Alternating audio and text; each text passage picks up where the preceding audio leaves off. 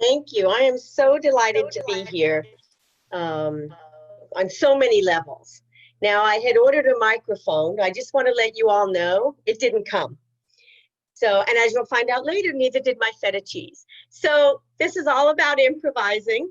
I'm going to try to talk very directly at the video, but anytime that I drop off, just yell at me and say, hey, can't hear you well, and I will try to correct. So welcome to my very small kitchen. Um, People are always amazed when they see it, what comes out of here, but it just goes to show that we can all be adaptable and flexible. I'm very excited to be here, and I thank Ethan and the Sephardic Brotherhood and Ephraim Katsir from Shin DC. These wonderful partnerships really help make our Sephardic life strong and help also to bring it to people who aren't Sephardic, which I think is really important. That we keep it alive and keep it alive in all kinds of ways with all different Jews. So um, today we want to talk about how to make the last part of Passover maybe a little tasty, a little something different, even in this crazy time. Maybe there's a new recipe or something for you. And also I'm going to talk about tips and tricks um, to make the best with what we have, like no microphone, no feta. Um, I uh, I want to say first of all, because I've done a number of these classes, that we come together here because this is what we can do now, but also because we know we're in this together. And I think that's really important. We also know the kitchen is a great retreat center, connection center. You can meditate while you're cooking, which I often chop and meditate, be very mindful. But this is such a great place to connect. I've been talking to parents with kids about how they can do science and math in the kitchen, or just invite people to cook a recipe with you and have a virtual cook-in together. Have a village, make a village out of this, just like our foremothers used to do for centuries, and forefathers. But I also think that this is, anytime we cook, we maintain Sephardic heritage and history and culture. And that is really important. We don't want things to be lost. I'm going to talk about, written recipes in a moment in Sephardic food. And it's surprising how long it took for there to be any written recipes. So I'm just going to rinse my hands. Okay.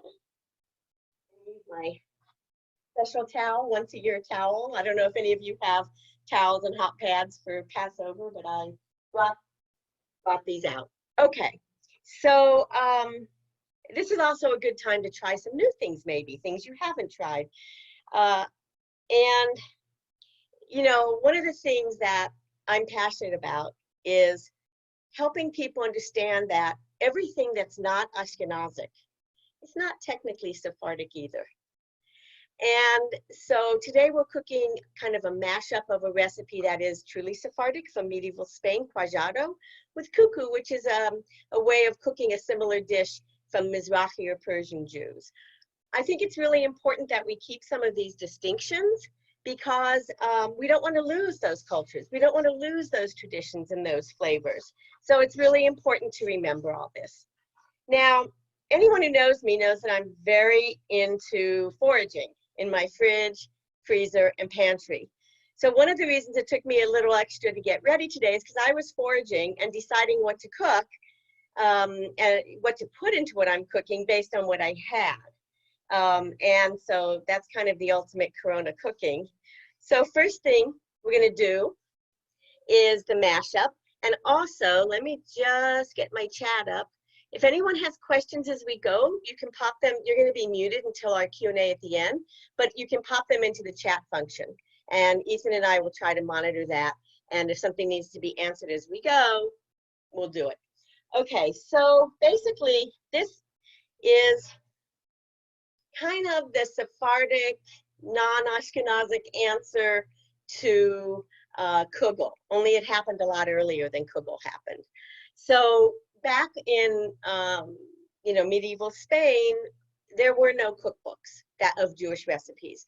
There are 5 or 6 recipes that are in a 13th century Muslim cookbook. There are some references to Jewish food in Don Quixote has a reference or two, but it's not like it was written down. So it's very interesting because how do we know so much about what the Jews ate in Spain? We know because it was part of Inquisition testimony. Food really betrayed the Jews during the Inquisition. So onions, garlic, leeks, these were always considered kind of lower class Jewish. The Jews liked it, but the other people in Spain, you know, the Christians didn't. The Muslims did to some extent. But the Jews really loved things like the alum family. And what happened was if you were caught cooking a Shabbat stew, adafina, hamim, whatever, it's the same idea as a cholent. If you were caught cooking something over banked coals overnight, if your maid saw you, for instance, or your neighbors saw you, that was grounds that you were Jewish and you weren't really going to be cooking because you were celebrating Shabbat. There's all kinds of testimony. A woman whose maid reported that her friends, the woman's friends, came over on Saturday afternoon and she entertained them only with cold food and meze, cold dishes. Again, cuajado is mentioned a lot in this Inquisition testimony, and that's how we really know about the dish, and also because it was carried away when the Jews left. The women took these recipes in their heads, and so down through the ages, they've been adapted, and we know so much about these recipes. So again, this is kind of a mashup between a cuajado, a cuckoo, a frittata, although a frittata has more egg. Cuckoos and cuajados are very vegetable centric, and the egg is used really just to bind. So that's kind of a little bit of a different thing. So what I've done, I will show you. This is a pan that is full of all my vegetables. Now, there'll be a link on the website, the Brotherhood website, to a blog post in Lilith magazine that has the recipe for cauliflower cuckoo. I don't have any cauliflower right now, but I had leftover broccoli. And I have a carrot, and I had a little teeny bit of spinach, and I had some great parsley. So basically, I built the same idea. Sauteed onions and garlic, added the vegetables, sauteed them until they're al dente, added some cumin. This I threw in, I had a couple cubes. I don't know if any of you use these products. They're wonderful to keep in the freezer, the Dorot frozen herbs. And I have garlic that I have in the freezer if I get desperate. And I had 2 cubes of the basil left. So I used that, threw it in. So this is the mixture. And then I just beat until just starting to foam. It's hard with this setup, but just starting to foam. 8 eggs. You don't have 8 eggs right now. They're in short supply. You can use less. You can use as little as 6 eggs. This is also going to make a huge pan. So I want you to know that you can cut this recipe in half and cook it in a 9x9 or 8x8 or even a pie tin, a large pie or quiche plate. So all I'm going to do is add this whole mixture. It's all seasoned, and before I added it in, I tasted it for salt and pepper. I added a little more salt. I actually really like when these are peppery, so I also added some more pepper.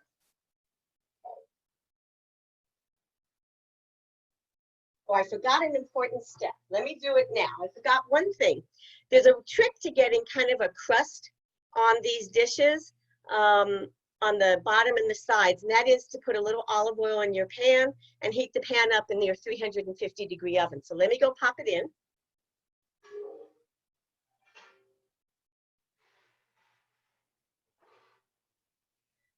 So as I mix this up, and this is such a great way to use up any leftover veggies. And then this can be breakfast, it can be lunch, it can be dinner, it can be a main course, it can be a side. Honestly, I had some cuckoo left in my freezer. And for my first night virtual Seder, I had cauliflower cuckoo, and it was delicious.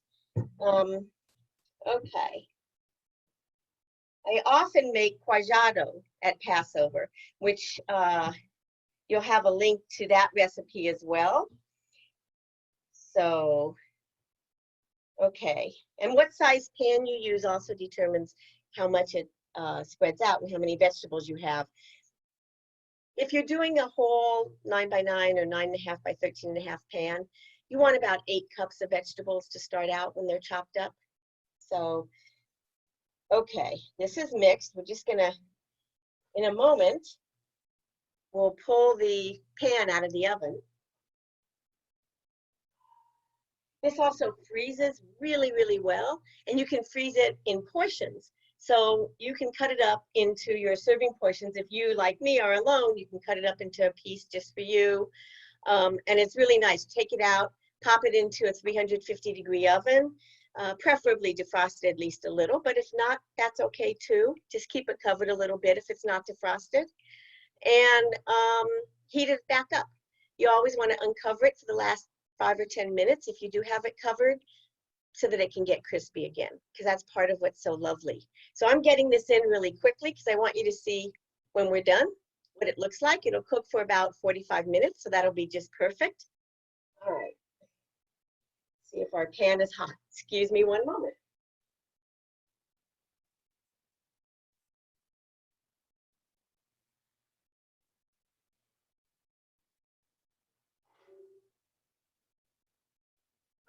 Our pan is hot. And what I'm doing is I'm just tilting around the oil to cover all of the pan and as much of the sides as I can. Okay. Now I'm going to put this mixture in the pan very quickly. I don't know if you can hear it, there was a little sizzle. I'd left it in maybe another minute, it would be more of a sizzle.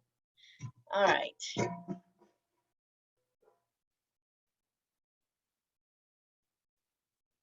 And I'm just spreading it around here. Let me see what we can do. Can you see this pan now? So I'm just spreading it around evenly. And then at the end, what you want to do is either take and brush on a little bit of olive oil, or what my trick is, I usually just spray on a little. And that helps give it a really nice, it'll get crusty and brown on top. I'm going to go pop this in the oven and we will continue. Here.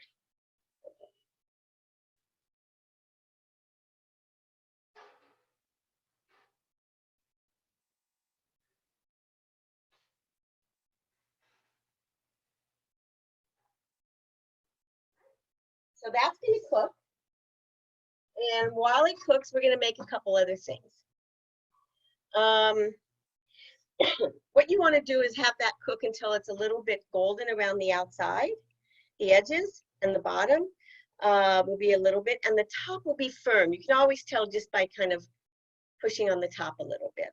So you'll know because it's firm. If I'd had feta, I could have crumbled some into it, or kashkaval, or any other cheese you like. It's really nice to crumble some or put some of that, either crumbled or shredded, into the dish. That's another great way to make it really a complete protein. And when you serve it, it's really lovely to do some yogurt or sour cream. And you can add a little mint to some yogurt and serve it with that. It's very delicious.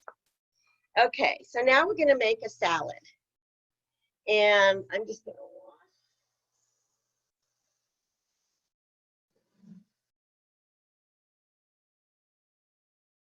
Okay. All right. So we're going to make what I call a spring salad. It's fennel, leek, and celery root, celeriac. And one of the things that's so wonderful about this salad is these are things that if you can get your hands on them, they keep really well in your refrigerator. So, like for instance, I got the fennel from a local farmer a couple weeks ago. and it's really, smells great, looks great. It's really in good shape.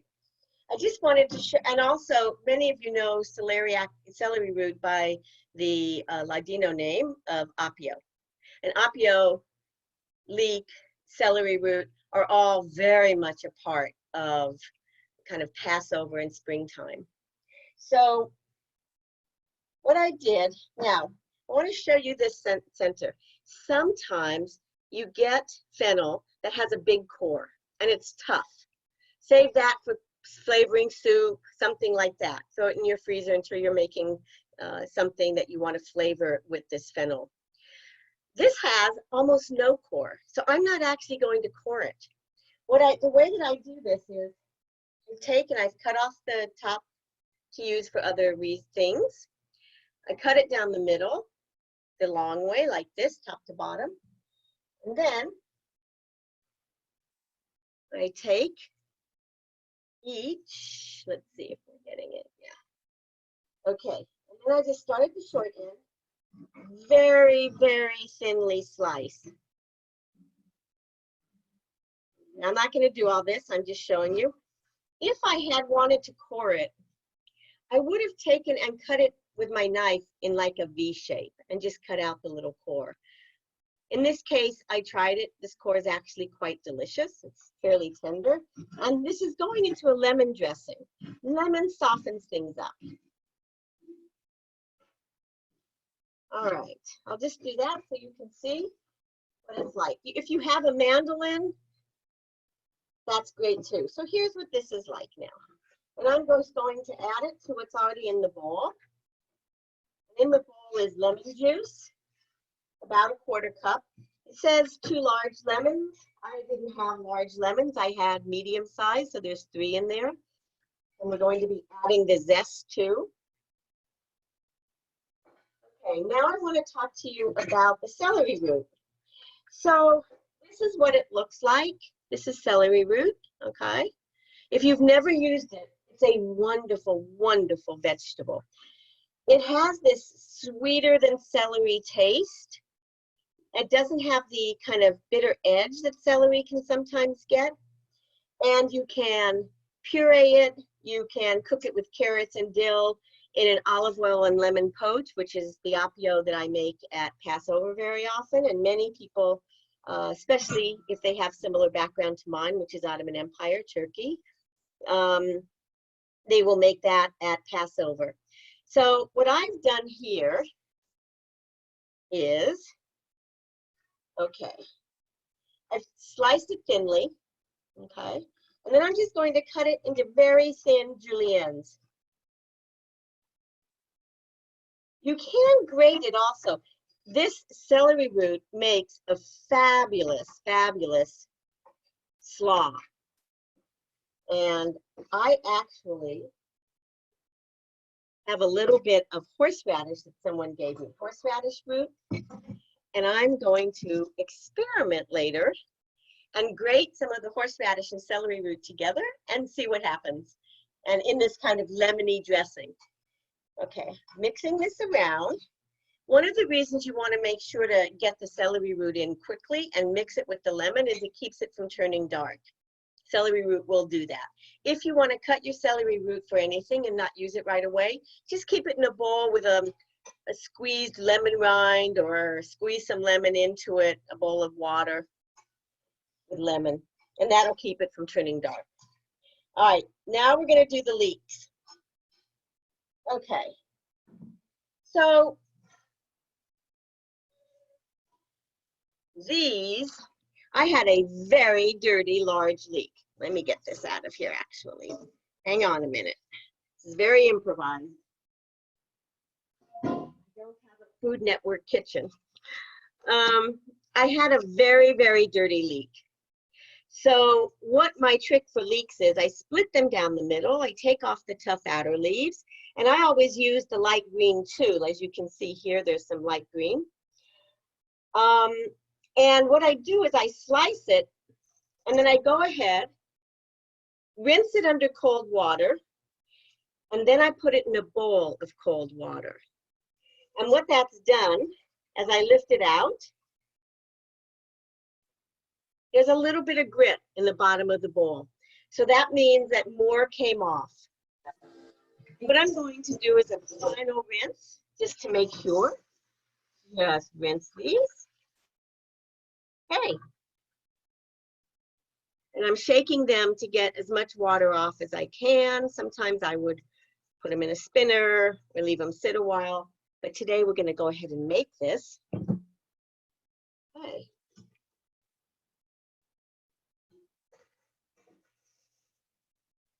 So this just looks like spring.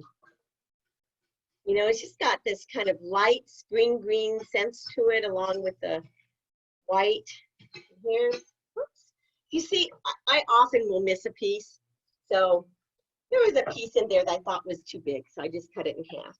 All right, so that's what it looks like. Okay. Now what happens? Well, you have these lemons that you juiced. I believe in using all of everything. So I'm going to add the zest, which also adds a great deal of flavor here. One of the really wonderful things you can do, if you are using lemon juice and not the zest, go ahead and throw your lemons in a bag or a container in the freezer. And then when you need some zest, you can take them out and zest them. So that's a fun little trick for making sure you use up everything. All right. Now, if you wanted, you could dice up, you could chop up some celery in this. What I'm doing is adding fennel fronds. I love the fronds from fennel. They're very delicious. And I've kind of done a rough chop. I'm going to add a few and then save some for the top for decorating. So, and I certainly could add more. It's really, like so many recipes, it's really to your taste. And the other thing I haven't done is add salt and pepper. I'll put a nice pinch of pepper in.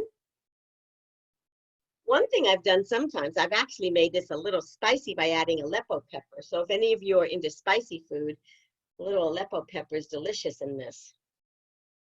Okay. All right, I'm going to get a plate. Really are in my kitchen with me.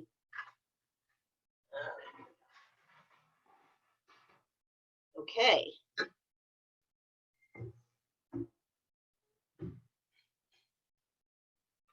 We're just going to plate that up now.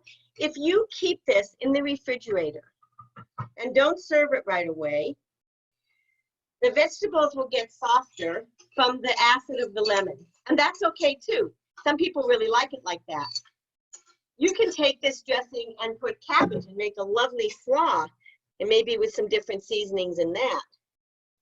All right. You know, I'm actually doing this all so I can cook my dinner tonight. This is what's happening here. And tomorrow night, there's just one of me. This is a lot. Okay, so I always like to decorate with a lot of the fennel on top, the fronds. They're so pretty. Okay. All right. And here we are. Dish number 2, our spring salad. Okay. Now, all right. Is anyone getting hungry? I hope I'm making you really hungry. Now what I wanted to show you, a lot, you know, we're running out of things. Or sometimes we just have an old vegetable. We don't know what to do with it. I love pickling. I love quick refrigerator pickling. So, for instance, I had some, these are beautiful, beautiful beets. The liquid is just gorgeous through the light. So the other day, I found these in my refrigerator, and these were beets that were part cooked, and I got them at Trader Joe's. You can certainly roast your own. You have canned beets. This is a great, I pickled it. I pickled them. And, you know, what you can do with these to make a really lovely salad, they'll perk up your flavor. And especially now, And you might not have everything you're used to.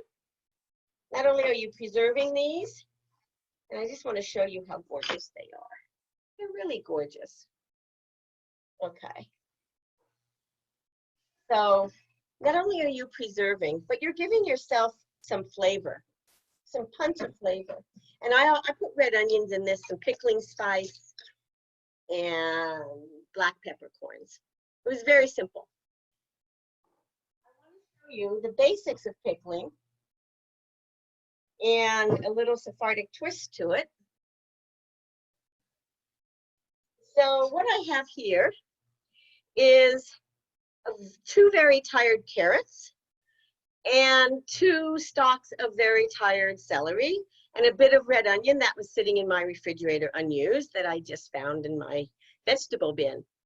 So I packed them fairly tightly into this. You can see that they're not falling out so easily.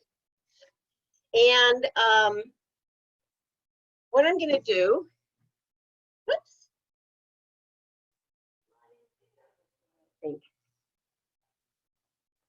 let's see, am I on for you all? Hello? Yep. Yes, you're on. Huh. Do you see my picture? Because I'm not seeing anyone. Yes, Yes. you see everything everyone. is Good. Can hear and see you. Yes. Huh. I got somehow. All right, hang on. I'm rejoining. There we are. Okay. So, so they're packed in fairly tightly. Your mixture to pickle is so easy. It's a 1-to-1 ratio of vinegar to water. That's it. This is part apple cider vinegar because it's so good for us, and part rice wine vinegar. And then it's like a 1/2 cup total of vinegar and a 1/2 cup of water. Perfect for this size jar. What I've done, you can add, there are so many add-ins you can do. You can add dill, fresh or dried. You can add peppercorns, onions. You can add mustard seed, coriander, celery seed, fennel seed is really nice in this. You can really kind of add the flavors that you like. Some people make it with cloves, so you can add cloves. I've added star anise here, a couple of star anise, and they're pretty strong, so I've only added 2 in this little jar. They add such a wonderful flavor punch, and sometimes I just munch the carrots or celery on their own. Okay, so I've also added a pinch of sugar, and you want to cover all your vegetables. Make sure they're well covered. Tuck them down under if they're not. That's ready. That's going to go in the fridge tomorrow. Delicious. And they'll last 2 weeks in the fridge. So it's a great way to save vegetables. Okay. Now I want to talk about marinated feta. As I said, I don't have any feta right now. Hopefully it's being delivered around 6 o'clock tonight as part of a grocery order I've been waiting on. But here's what's happening. A friend of mine called up and said, my feta is going to go bad. What do I do with it? This is a great way to have feta last for 2 or 3 weeks at least in your fridge. And all you're going to do is you take the feta, you cut it into cubes of 1/2 to 1 inch. Depends on how crumbly yours is. You don't want it to crumble. You want it to try to keep its shape as much as possible. And all you're going to do is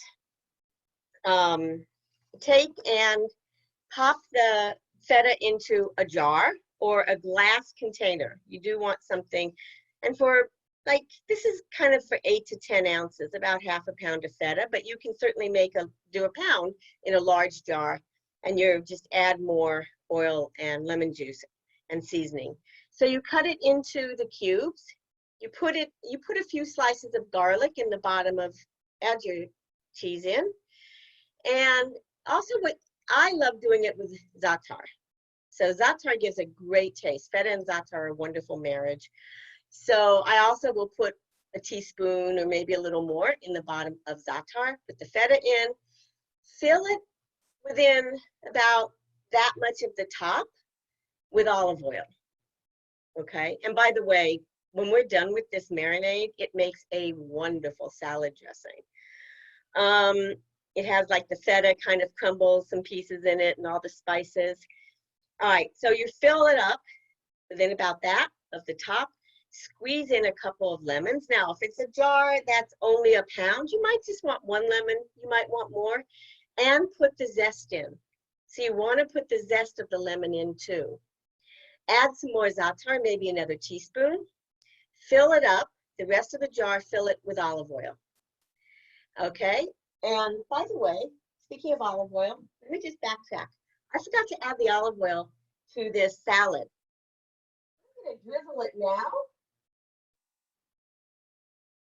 Okay, I just drizzled the olive oil on the salad, which I had forgotten to add, because it'll be very, very lemony otherwise. And you're certainly welcome to eat it that way, but I would like to have some olive oil. Anyway, when all the cheese is in and you've covered it with, you've put in the spices, you've covered it with olive oil, make sure that all the cheese is under also. So, because anything above could rot, could spoil, and then it ruins the whole jar. So put it on a tight-fitting lid and put it in your refrigerator. I like to leave it a couple days because it starts to really have this wonderful marinade. And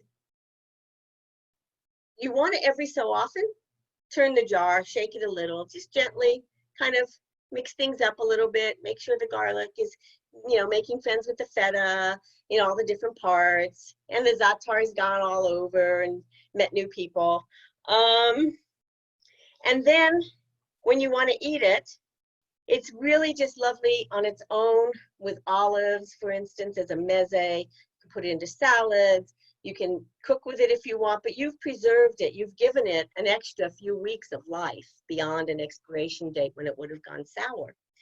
And I have such fond memories of feta cheese that I almost always have it in my refrigerator. I grew up in Denver, where we moved when I was 4 years old. And at the time, from New York, where there was everything, to Denver, where we were one of 2 Sephardic families, as far as we knew. So my father, whose parents were from the Ottoman Empire, from Çorlu and Monastir, my father was like casting about for the foods that he loved, that he wanted to be able to have in our home. And he found this wonderful little Greek grocer downtown in Denver who had the feta in barrels and the olives in barrels. I mean, this was fabulous. So we became a very good customer of that Greek grocer. And feta was served in olives, kalamatas usually, at everything in our house. It was served whenever company came. We just pull it out and put some on a plate and have it. And the Greek Orthodox community in Denver had so many similarities, not surprisingly, other than religion with us. And I must say, I did go to many, many more Greek Orthodox weddings than Jewish when I was younger. But we had, it has great memory. And even to today, feta cheese for me and olives together is like just a bite that transports me. It takes me back. It's a treat for me. So I can't wait for the delivery.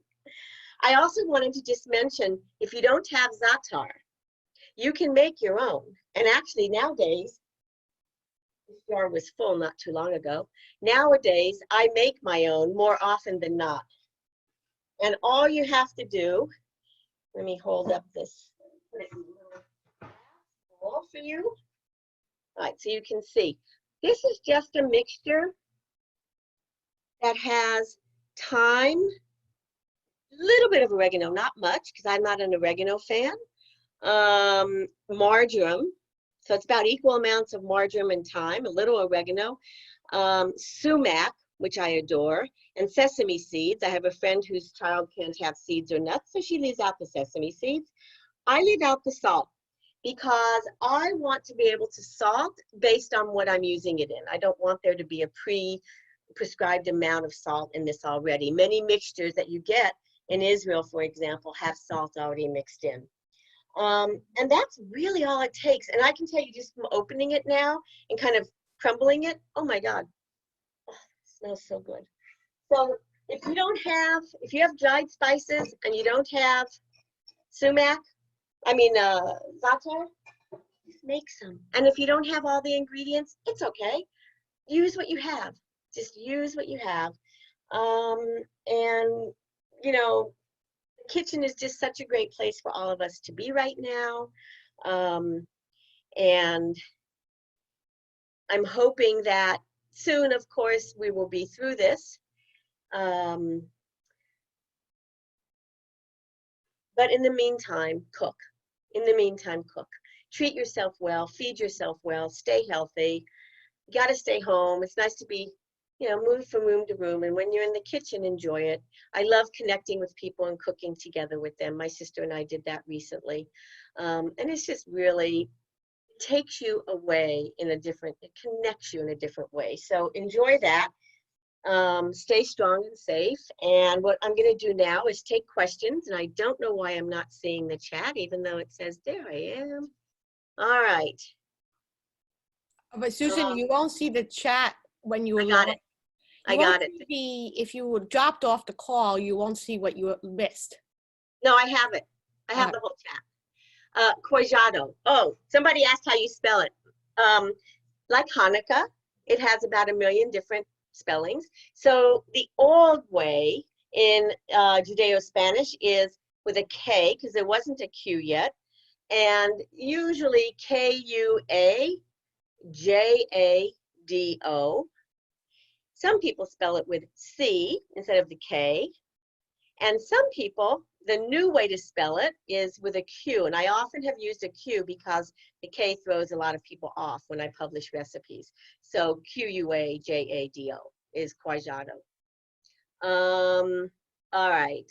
Oh yeah, somebody, I'm reading down, Ethan answered. All right.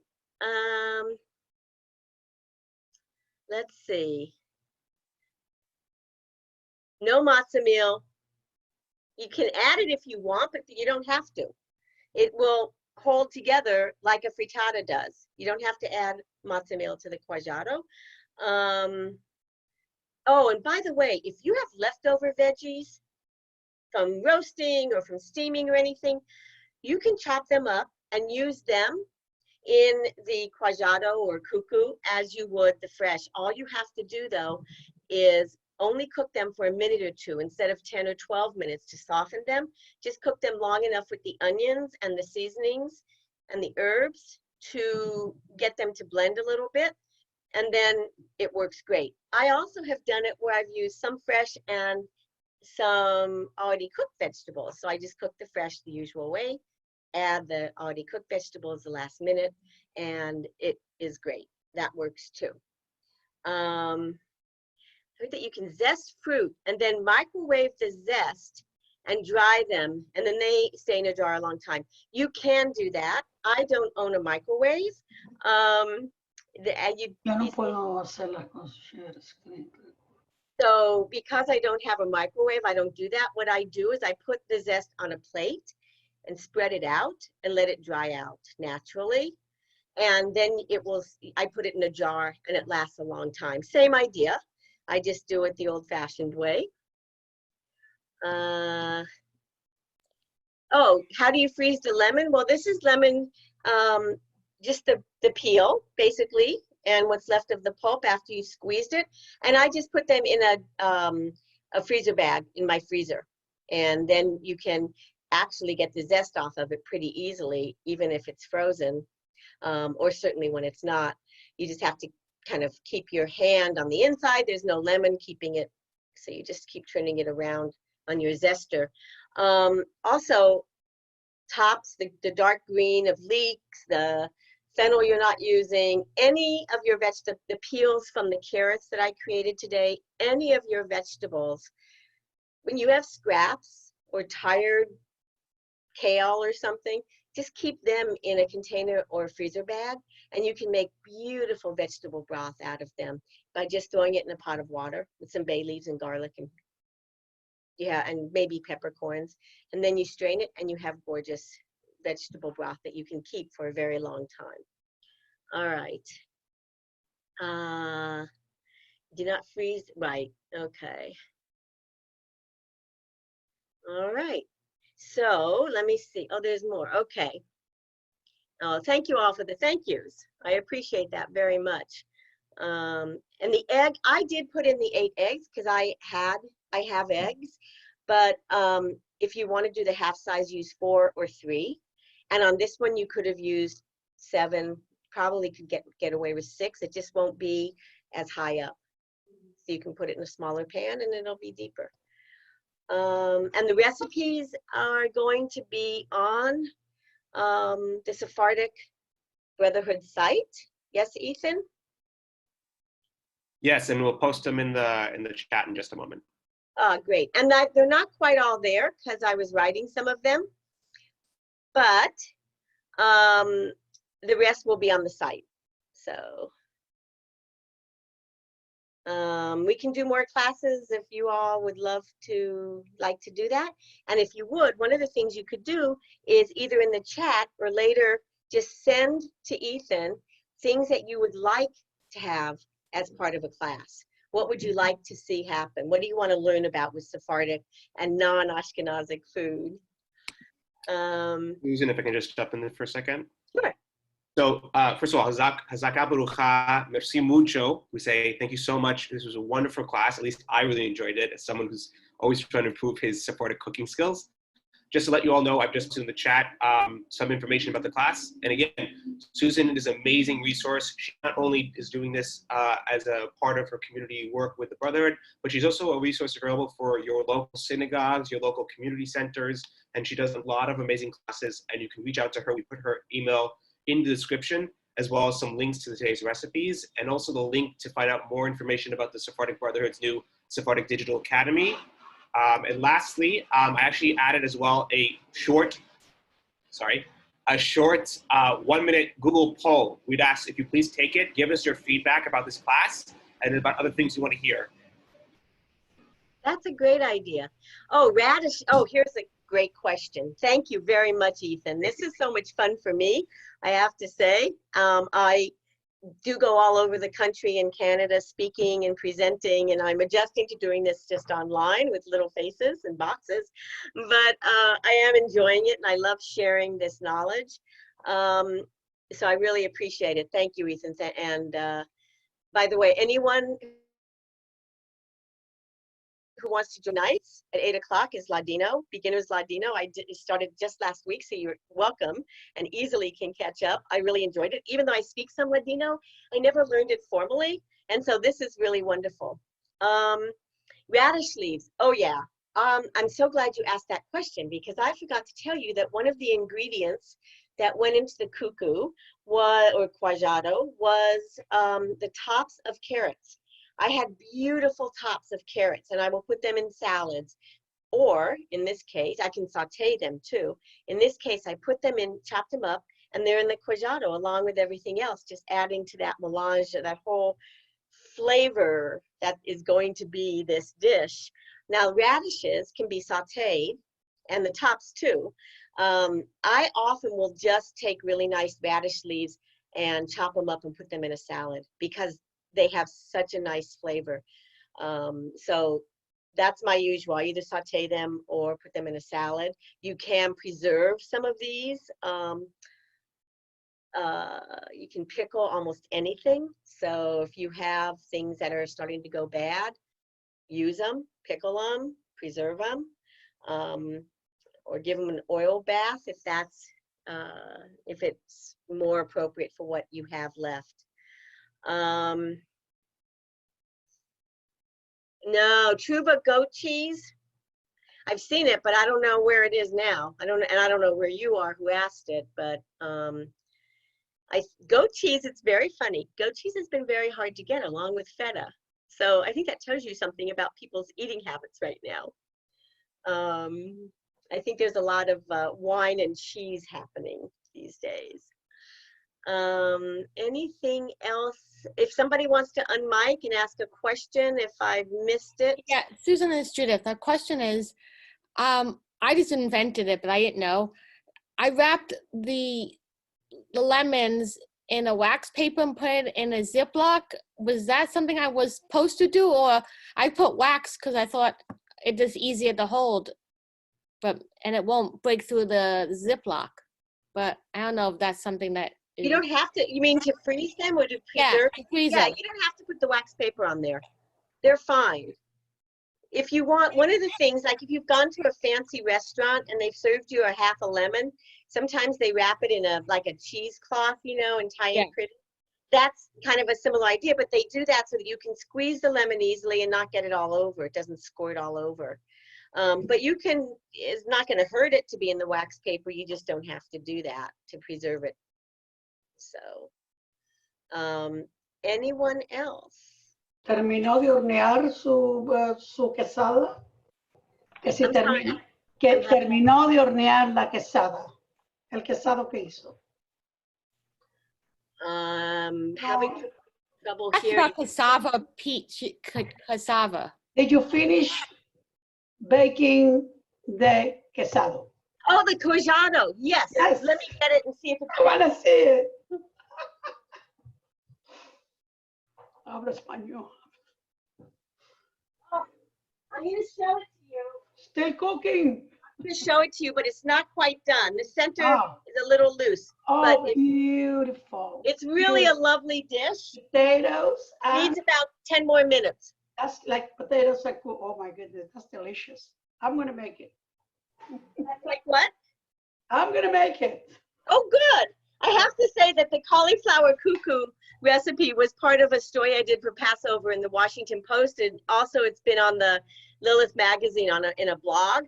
And I have gotten emails from all over and texts and pictures of people who've made the cuckoo.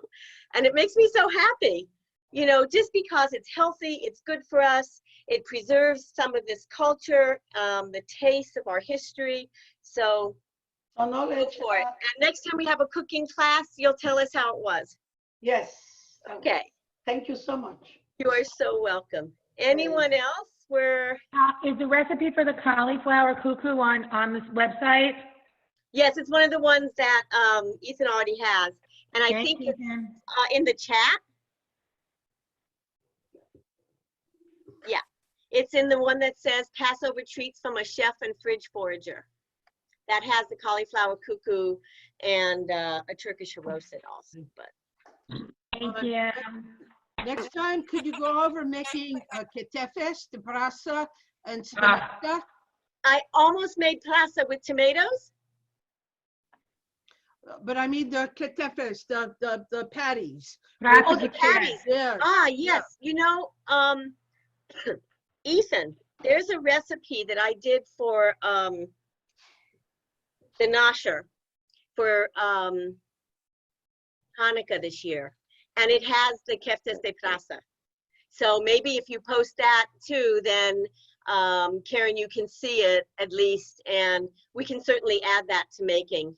And the spinach I too. made them this year. And the spinach also. Yeah, once you make one kefta, you can make any. I mean, it's actually another really nice one is pumpkin. There's a website called Jewish Food Experience, which is an organization, project that I started for the Jewish Federation in Washington. And on there, if you go to jewishfoodexperience.com, there's a ton of recipes. And because I was the person who was running it for a couple years, there's a whole bunch of Sephardic stuff.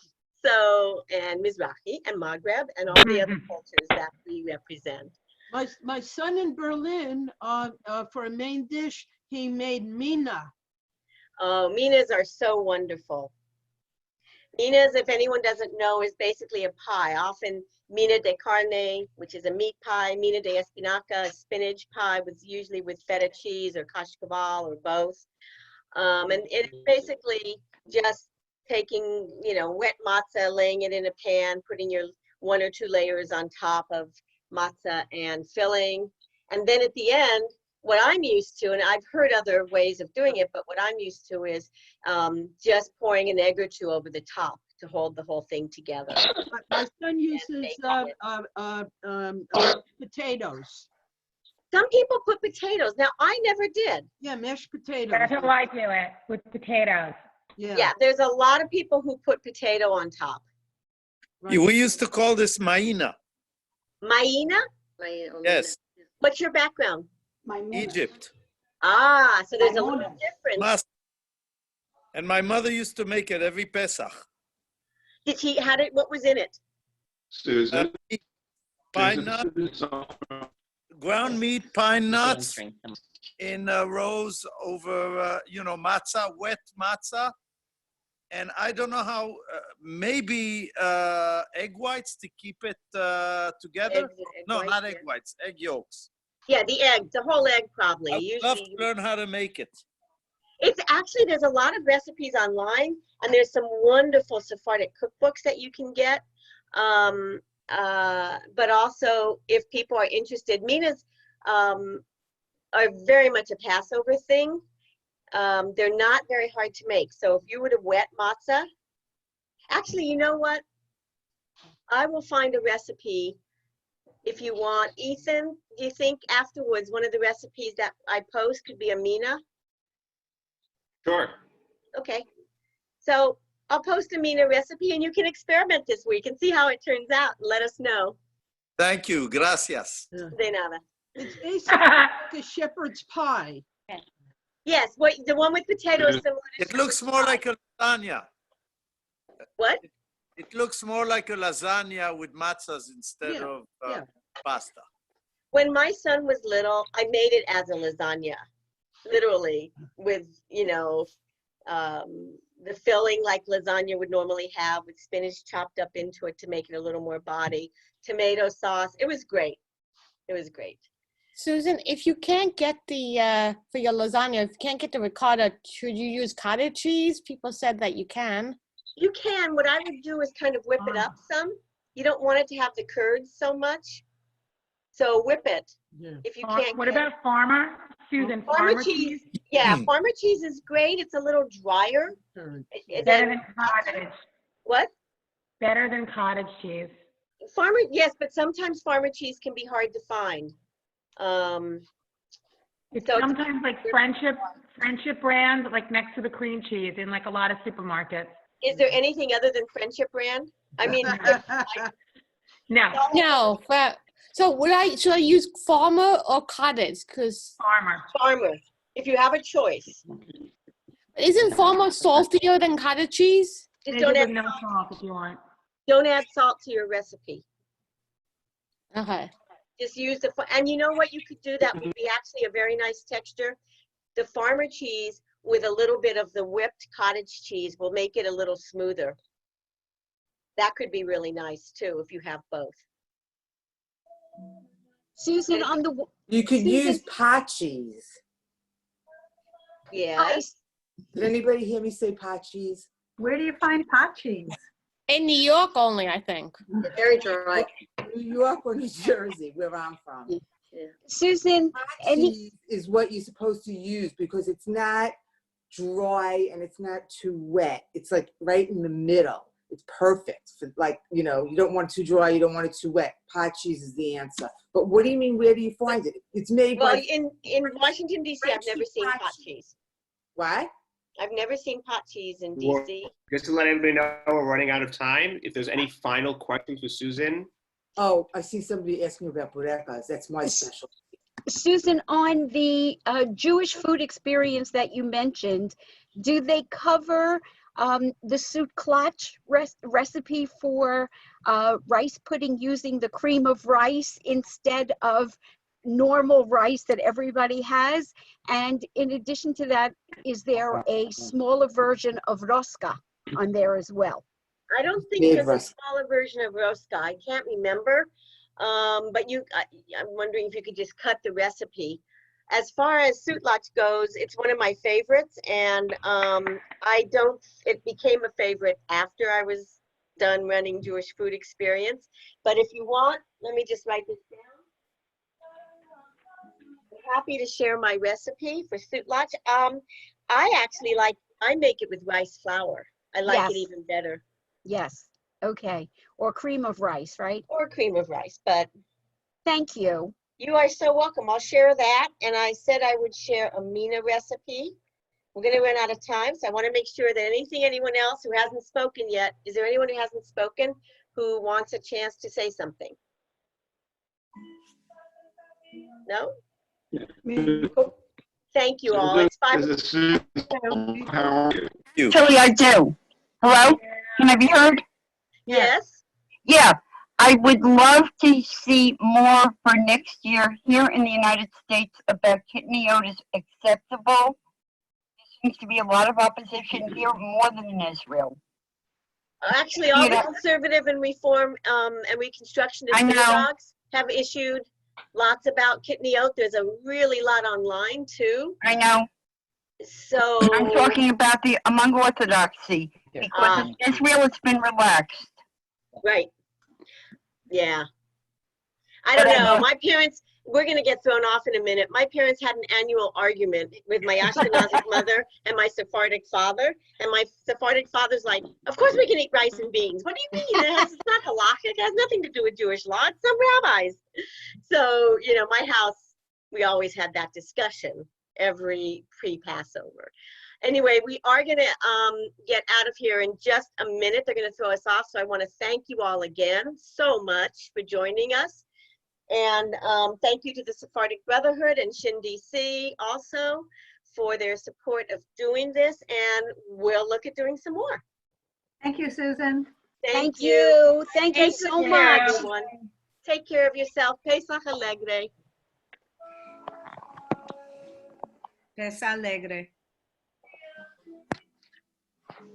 All right, Ethan, I'm going to let you,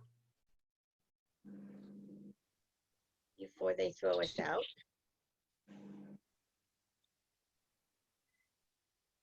Did I miss?